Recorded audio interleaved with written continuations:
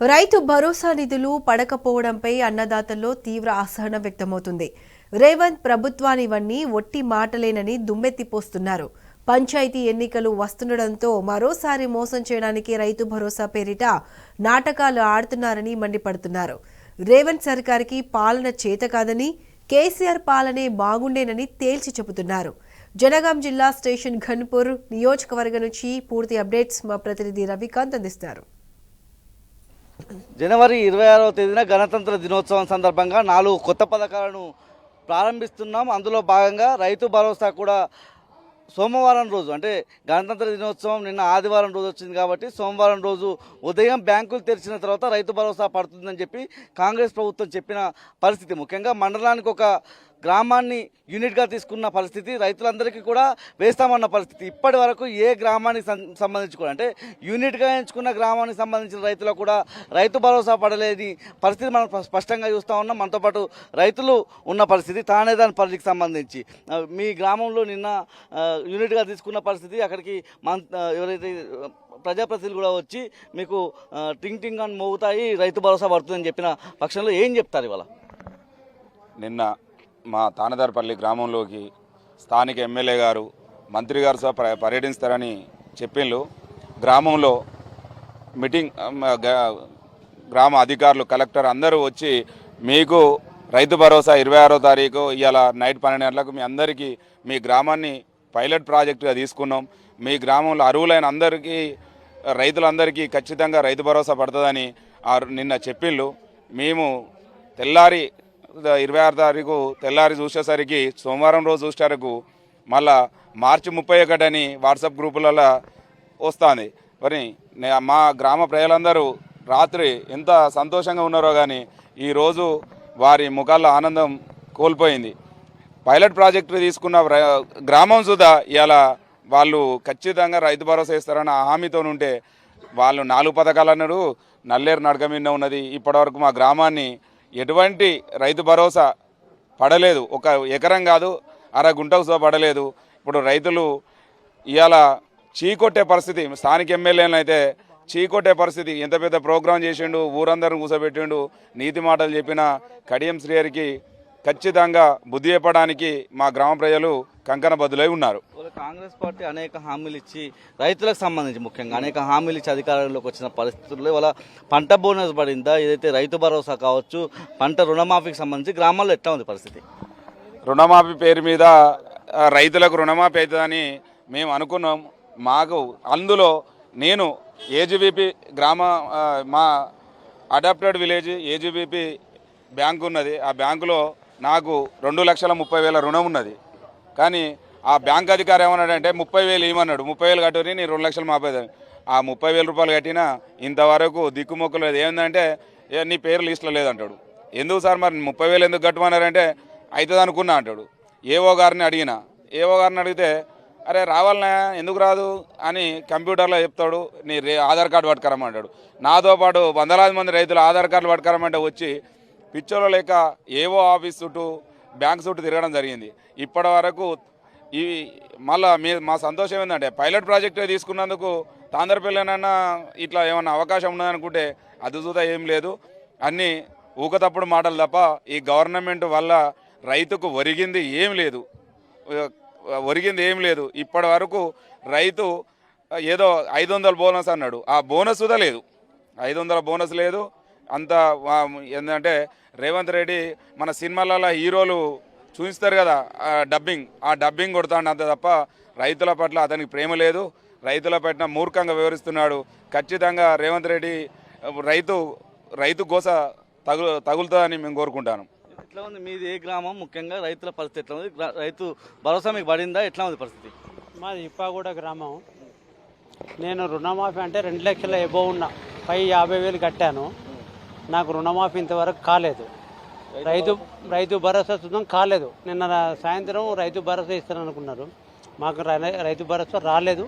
అది ఎప్పుడు ఇస్తారో సరిగ్గా టైమ్స్తో తెలియదు. అధికారులు ఏమంటారు? అధికారులు ఏమున్నది, అధికారులు పరిపాలన విభాగం సక్రమంగా లేదు. ఈ శాసనం చేసే వాళ్ళు మాట్లాడిన తప్పుడు వక్రీకరణ భాషలకు వీళ్ళు బలైపోతారు తప్ప పరిపాలన యంత్రాంగం అంతా నిర్వీర్యం అయిపోయింది. ఇంకోటి ఏంటంటే ఇవన్నీ అబద్ధాలు తప్ప రైతు మోసం చేసే ఫస్ట్ ఈ రేవంత్ రెడ్డి గారు తప్ప ఎవరు లేదు. ఎవరికి ఏం రాదు, దినం గడుపుకొని పోతాడు తప్ప ఎవరిని ఏం చేసేయలేదు, ఆయన ఇచ్చేయలేదు, మేము మాకు ఒరిగేయలేదు. మాట తప్పం మడప తిప్పం ఖచ్చితంగా రైతు భరోసా ఇవాళ సోమవారం 10 గంటల తర్వాత బ్యాంకులు తెరవగానే వేస్తామన్నారు. ఎట్లా ఉన్నది పరిస్థితి? ఏం ఇస్తారండి, ఇక మేము స్టేషన్ కనుపడు మేడం, మీదికొండ గ్రామం అది. ఓ రాత్రి టింగు 12 తర్వాత పడతాయి అని రేవంత్ రెడ్డి గారు చెప్పిండు. రైతులు ఎంతో ఎదురు చూసిర్రు రైతు భరోసా పడుతుందని. ఇంతవరకు రైతు భరోసా లేదు, ఆ టింగు లేదు. ఆయన ఏం మాట్లాడుతాడో ఏం కదో ఆయనకే తెలియాలి. పంచాయతీరాజ్ ఎలక్షన్లు వస్తున్నాయని ఓ తప్పుడు ప్రచారంతో గ్రామ సభలు పెట్టి గ్రామ సభల్లో ఎవరికి ఇండ్లు అంటారు, వాళ్ళు 200-300 ఇండ్లు ప్రకటిస్తారు. అందులో ఇచ్చేది 10 మందికి చూస్తారు. బట్టి విక్రమార్క అంటాడు కదా, అంటే అందులోపలే వచ్చేది 4-5 డ్రా ప్రకారం తీస్తాం, 200-300 ఇండ్లు ఎక్కడి నుంచి తెచ్చి ఇస్తాం అని బట్టి అంటాడు. నానా మాటలు మాట్లాడుతున్నారు. కేసీఆర్ పాలనలే చెర్లు నిండినాయి, కాలువలు వచ్చినాయి, నీళ్ళు ఇచ్చిండు, రైతు భరోసా ఇచ్చిండు, కళ్యాణ లక్ష్మి ఇచ్చిండు. ప్రతి ఒక్కరి రైతు బీమా, ఒక రైతు చనిపోతే దినాలు 10 దశ దిన కర్మ వరకే అతనికి డబ్బులు ఇచ్చే ప్రపోజల్ ఉంది. అలాంటిది ఒక రైతుకు బీమా కావాలన్న సుతా ఒక రైతుకు ప్రతి ఆడబిడ్డకు కళ్యాణ లక్ష్మి ఇచ్చిండు కేసీఆర్. ఇంతవరకు ఆ కళ్యాణ లక్ష్మి సుతా సరిగా రావడం లేదు. కేసీఆర్ను అరే ఎందుకు కూడగొట్టుకుంటుమా, పనికి మాలిన ప్రభుత్వం ఎందుకు వచ్చారా అని చాలా రైతులు గోసపడతారు. కేసీఆర్ పాలనలే రైతులు అందరూ మన తెలంగాణ యావత్ తెలంగాణ మొత్తం సంతోషంగా ఉన్నది. కాంగ్రెస్ ప్రభుత్వం వచ్చి సర్వనాశనం చేస్తారు. వీళ్ళంతా దరిద్ర పాలన. కాంగ్రెస్ వాళ్ళు అంటేనే దోపుకందారులు. అలాంటి దోపుకందారులు పోతేనే మళ్ళీ మన తెలంగాణ బాగుపడుతుంది. కేసీఆర్ వస్తేనే మన తెలంగాణ బాగుపడుతుంది తప్ప ఈ కాంగ్రెస్ పాలన దోపుకమే. కాంగ్రెస్ 40 ఏళ్ళు చేసిర్రు, ఏం చేసిర్రు వాళ్ళు?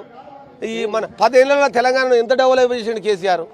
అంత మంచి తెలంగాణను ఎవరో దళారుల చేతిలో పెట్టి నాశనం చేసుకున్న కథ అయింది. ఇప్పటి వరకు రైతు భరోసా పడట్లేదు. రైతులు పడుతుంది అని ఎదురు చూసి వాళ్ళ కళ్ళు కాయలు కాసినాయి. ఇవి మన కాంగ్రెస్ ప్రభుత్వం ఏదో ముచ్చటగా చెప్పి వదిలేసినట్టుంది ఈ మాట.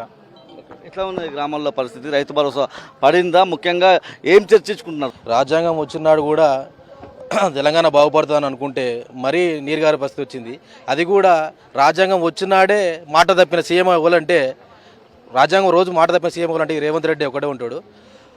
17 నిమిషాల లోపే ఒకరోజు 12 గంటల రాత్రి 12 గంటల వరకు వస్తుందని చెప్పి మళ్ళీ మార్చి 31 వరకు వస్తుందని చెప్పేసి మాట మార్చిన సీఎం, రాజ్యాంగబద్ధంగా ఎన్నికైన సీఎం అది మాట తప్పడం అంటే యావత్ తెలంగాణ రైతాంగాన్ని మోసం చేసినట్టే.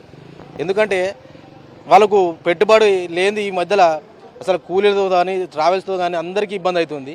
అట్లాంటి ఏదో ఒక సాయం అందుతుందనే ఉద్దేశం మీద ప్రజలు నమ్మి నీ ప్రభుత్వానికి పట్టం కడితే ఇప్పుడు ప్రజలను మోసం చేసిన ప్రభుత్వం ఇది రేవంత్ రెడ్డి ప్రభుత్వం. దాదాపు ప్రజలను నడ్డివిర్చింది ప్రభుత్వం. అయితే 2 లక్షల నుంచి 1,80,000 వరకు ఇంతవరకు కూడా రుణమాఫీ కాలేదు. ఫస్ట్ వాళ్ళకు రుణమాఫీ చేసినాక ఇప్పుడు మీ అన్న ప్రకారం ఇవాళ రైతు బంధు మాకు ఇవ్వాలి. 2 లక్షల జనాభా ఉంటుంది నియోజకవర్గంలో, మాకు ఎక్కువ ఉంటుంది. రైతులను మోసం చేస్తాడు కాబట్టి రేవంత్ రెడ్డి అనేటో రైతుల ఉసురు దాకుతుంది రేవంత్ రెడ్డికి. కేసీఆర్ ప్రభుత్వమే బాగుండే కాబట్టి మాకు కేసీఆర్ ప్రభుత్వమే కావాలి. రేవంత్ రెడ్డి అనేటోడు ఒక 2 నెలలు 3 నెలలు కూడా చేయలేడు. ఈ సర్పంచ్ గ్రామ పంచాయతీ ఎలక్షన్లు కూడా పెట్టలేడు. ఇప్పగూడెం గ్రామంలో 450 ఇళ్ళు శాంక్షన్ చేస్తే అలా ఉన్నది లబ్ధిదారులు 150 మంది. ఇల్లుంటే ఇల్లుకాడికి పోతాడు, బాయికాడి పోయి ఫోటో తీసుకుంటాడు వాడు, వానికి ఇల్లు శాంక్షన్ అయింది. 10 ఎకరాలు ఉంటుంది, ఇల్లు ఉంటుంది, డబుల్ అంతస్తు ఉంటుంది, బాయికాడి పోయి ఫోటో కొట్టుకుంటాను. వాళ్ళకి ఇలా శాంక్షన్ అయినాయి, మొన్న 450 శాంక్షన్ అయినాయి. అసలు అధికారులు అనేటోళ్ళు ఫోటోలు లేదు, ఉత్తగా గ్రామ పంచాయతీ సిబ్బంది సఫాయి వాళ్ళు ఉత్తోళ్ళే వచ్చి ఫోటోలు కొట్టుకొని షో చేసి ఆ రిపోర్ట్ పంపించిండు. మేము ఏమంటున్నామంటే ఈ అధికారులు కానీ ఇలాంటి పరిపాలన కానీ మాకు వద్దు. తక్షణమే ఇలాంటి అధికారులు కానీ మొత్తం ఇందిరమ్మ ఇళ్ళని మొత్తం రీసర్వే చేయించి లబ్ధిదారులు ఎవరైతే ఉంటారో వాళ్లకు ఇవ్వాలని మేము కోరుకుంటున్నాం. రైతు భరోసా అంటూ ఇంతవరకు ఏమీ పడలేదు. మాది పైలట్ ప్రాజెక్టుగా మా తానేదార్పల్లి గ్రామాన్ని ఎంచుకోవడం జరిగింది కడియం శ్రీహరి గారు. మా 26వ తారీఖు నైటు రైతు భరోసా పడుతుంది అని చెప్పేసి వాగ్దానాలు చేయడం జరిగింది. అయినా కూడా రాత్రి 12 కాదు, ఇవాళ తెల్లారి సోమవారం మధ్యాహ్నం 12 గంటల వరకు కూడా అసలు వచ్చిన దాఖలా ఏమీ లేదు.